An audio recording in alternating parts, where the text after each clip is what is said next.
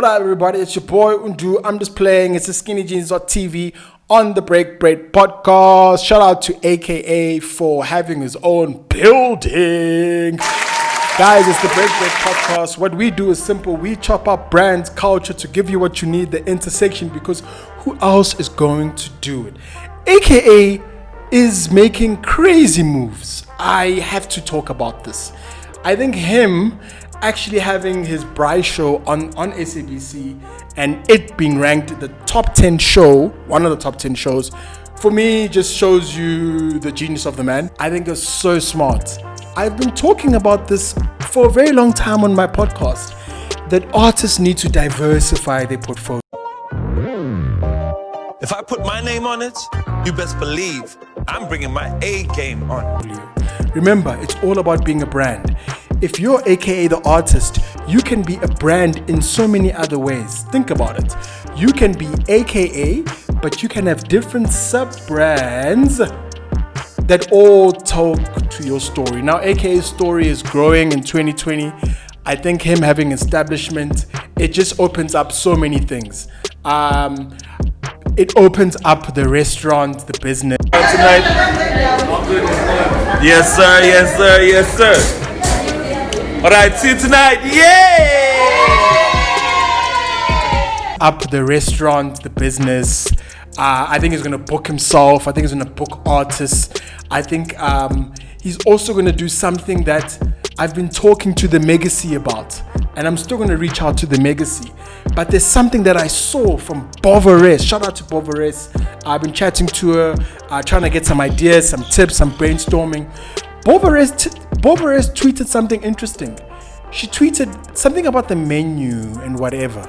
And then I thought to myself, shoo, can you imagine if AKA starts using his establishment and treating it for the Megacy? Yes, guys, the fan base of AKA and the Megacy, you can't stop its force. You can't ignore it. You can't mute it. You can't block it. So I think that if there was ever a time to engage with fans and give them a platform where they can come, imagine a Megacy Tuesday, imagine a Megacy special, imagine a Megacy food hamper, he could go to town with it. So my point of this blog today, or this podcast, is that AKA has an opportunity to engage with the Megacy, an opportunity to really dial in with his fans, because the fans are there. And I think having the fans there in the establishment is great, because fans need an environment where they can create more of their fan. That building is going to allow him to engage with his fans. I foresee something about a menu design happening. Tuesdays nights, Megacy nights, or whatever you call it. It simply means that if you diversify as an artist, you can start creating properties. It's such an important thing in brand building. Have properties, because these properties will allow you to engage with your fans. That's the point of today. AKA's got a property now in the restaurant business, and that means he can do anything he wants, really. What about also that vodka deal he's got, right? Didn't it make sense for them to go, ooh, now we can stock our liquor in your establishment? Where's the check? So smart. You got to give it to the people behind the AKA team. I think they really do a fantastic job. I think they really think things through. We never know who these people are, because you know what happened. But he seems to be moving like a boss. He seems to be moving like a CEO. And he seems to be understanding that music can sell, but I also need other things to keep me going. And another thing for AKA, the fact that he wants to get his own masters. Now that's incredible. I ran a crazy thread on Twitter. Find out what kind of artist you are. What kind of properties do you want to build? AKA owning a building is a very simple strategic move, because he gets to book himself, he gets to make more money. His revenue goes beyond just getting bookings on the road.